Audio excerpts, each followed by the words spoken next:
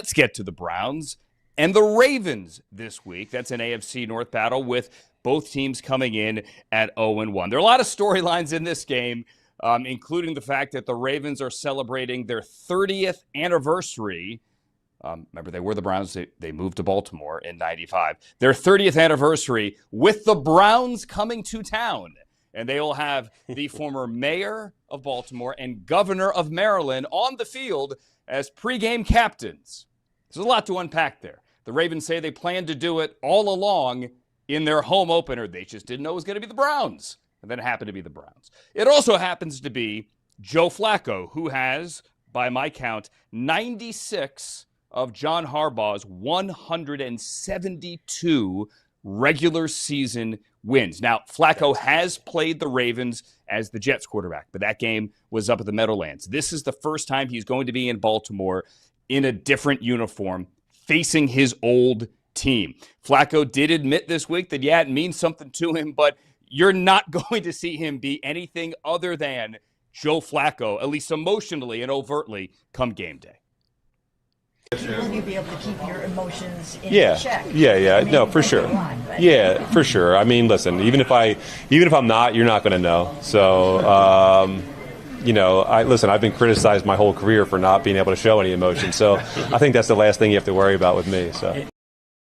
He's going to be Joe Flatline. Lamar Jackson did say yesterday that Joe used to be the funniest guy in the room, and when he was a rookie, and Joe would crack him up. So it's all going to be good times. And Flacco is throwing the ball against a former teammate as the defensive coordinator. Like Zach Orr, his former teammate, is the 33-year-old defensive coordinator of the Ravens. And then you have the trash talking. So let's get to the disrespect angle. I am personally of the belief that the spread should never be disrespect. Okay? It's meant to just make money for the casinos. That's all it is, right? The house has got to win. The number is the number. To balance things out, don't be disrespected. However, don't tell that to anyone in the locker room, because for years, the spread has been used as motivation. The spread this week is 11 and a half. 11 and a half.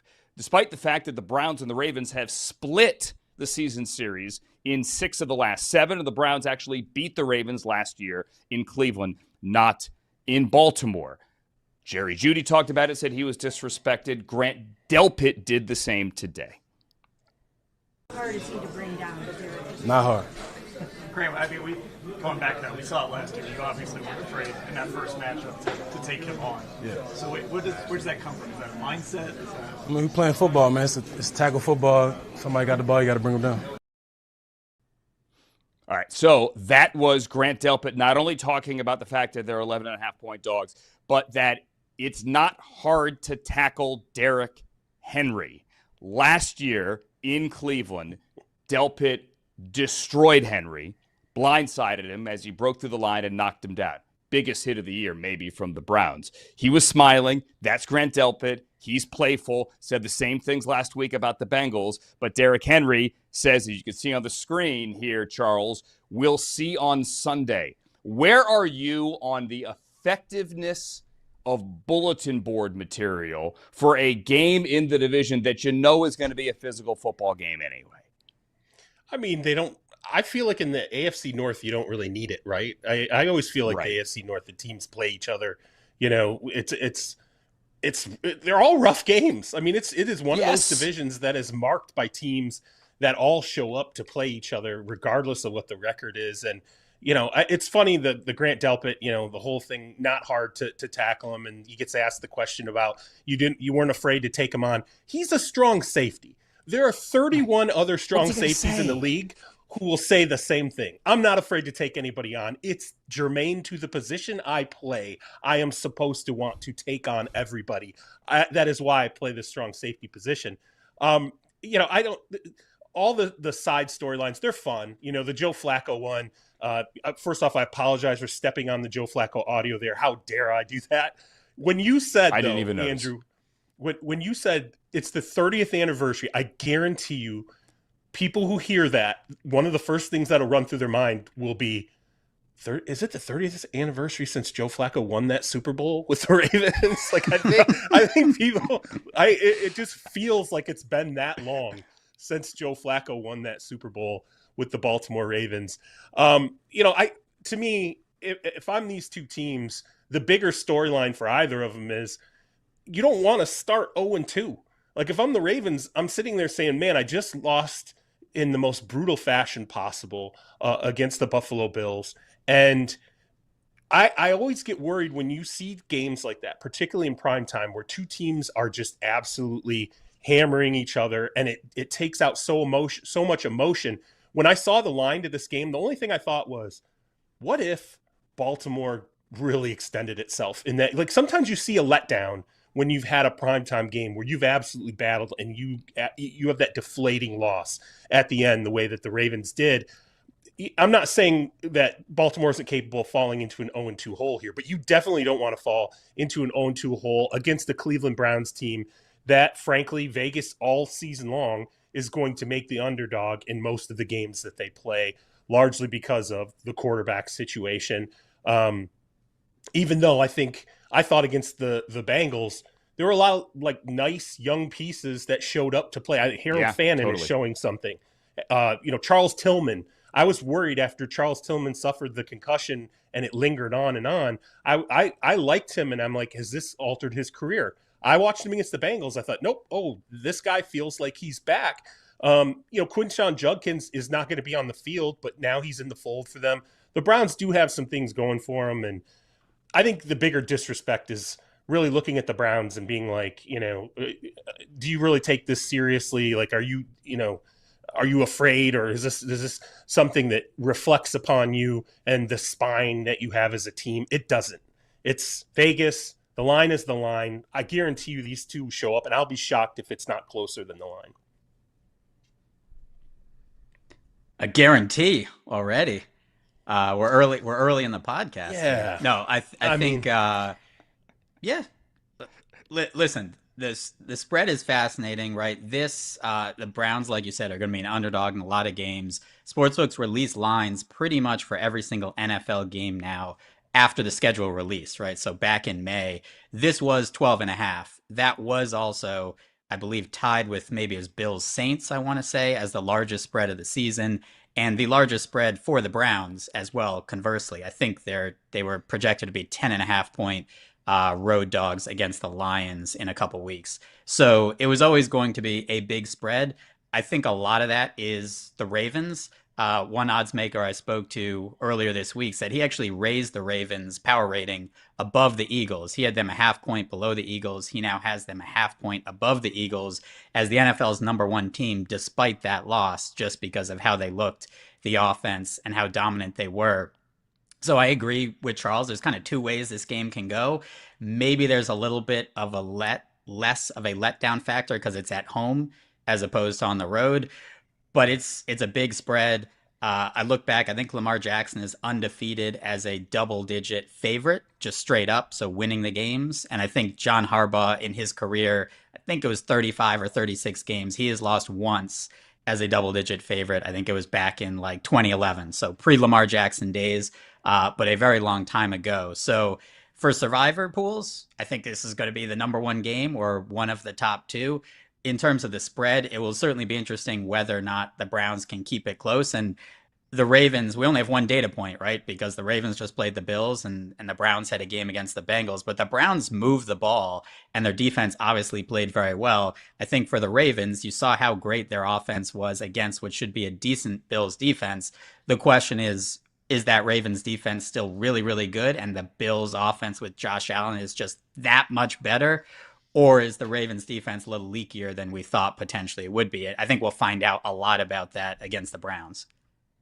Yeah, tale of two different defenses here. I know it was against Josh Allen, but the Ravens defense, you look at the numbers by the end of the night after that fourth quarter that Allen and the Bills put up, the numbers are atrocious. Conversely, you look at what the Browns did against a very good Bengals offense. They look like the best defense in football, especially, well, but you can't throw out that opening drive. So two very different teams. Week one is very often a liar. We'll find out if anyone was telling at least a shred of the truth with either of these teams week number one. All right, Kevin Burkhardt, Tom Brady, Aaron Andrews, Tom Rinaldi to make you cry on Fox in the late window at 4:25 Eastern time at Arrowhead. Your Super Bowl rematch. If you don't remember by now, the Eagles beat the Chiefs 40 22. This is the 11th regular season matchup of the previous season's Super Bowl.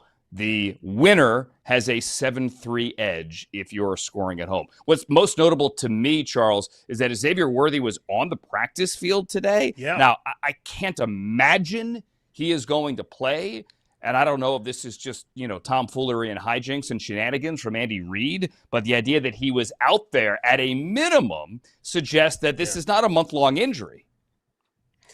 Yeah, I mean, that's got to be an Andy Reid special, don't you think? I mean, just to put it in the mind of the Eagles, make them think maybe we have to prepare for this guy. I would just be stunned if he's right back out there. And if he is, I mean, you got to be taking a shot at that point. They're popping the shoulder back into place. You get the shot and you go out there and you play with one shoulder. I just don't see how it's possible that ultimately he ends up stepping out on the field on this one. I think I talked to somebody with the Chiefs. It was funny.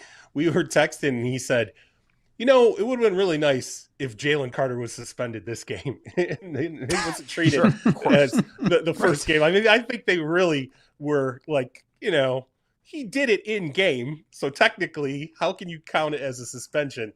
But, they're very concerned, I think, about that Eagles defensive line. I think as good as Josh Simmons has been talked up by Patrick Mahomes, I think this is going to be a very, very challenging game, for him. And again, I think we keep going back to peeling away pieces for the Kansas City Chiefs. At what point you have to find a player that now is going to step into this void. I still think Tyquan Thornton is the one who has the opportunity here. 25-year-old former first rounder who has the asset of deep speed that the Chiefs really value. Now Worthy is going to be out of the way, at least for, I would think, at least a week, if not longer.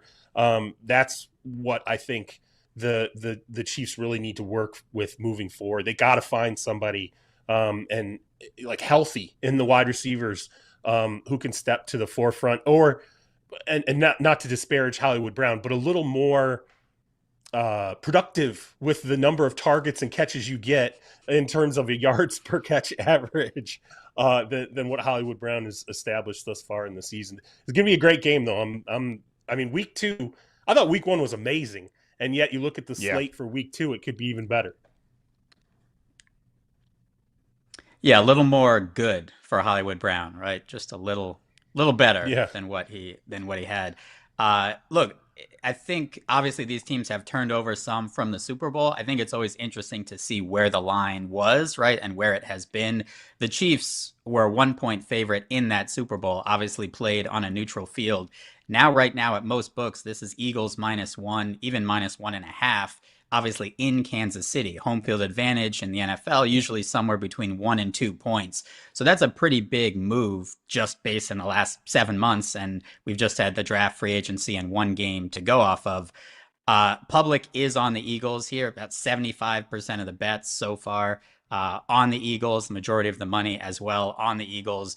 I think it'll be interesting as well. Injuries, right? Dallas Goedert didn't practice on Wednesday. Don't think he practiced today on Thursday either. That's obviously big. And the Chiefs, Trey Smith, the guard, as well, questionable to go. Big part of that offensive line. Another small factor, don't know that it favors either team. It's supposed to be very warm on Sunday. I think I saw about 90 degrees in Kansas City. So just another factor to consider, as well as the Eagles having extended rest from playing on that Thursday opening night. The Chiefs obviously played on Friday, but traveling back from Brazil. So a larger rest difference and travel difference there, both an advantage for the Eagles. It's going to be a really good game. I think this line is short, and this would also only be, if it closes, the third time in his career that Patrick Mahomes has been an underdog at home in the regular season. He's 1-1 in those games. You generally don't want to bet against Mahomes as an underdog. He's been really good in his career, especially in the postseason. But this is a different Chiefs team, different season.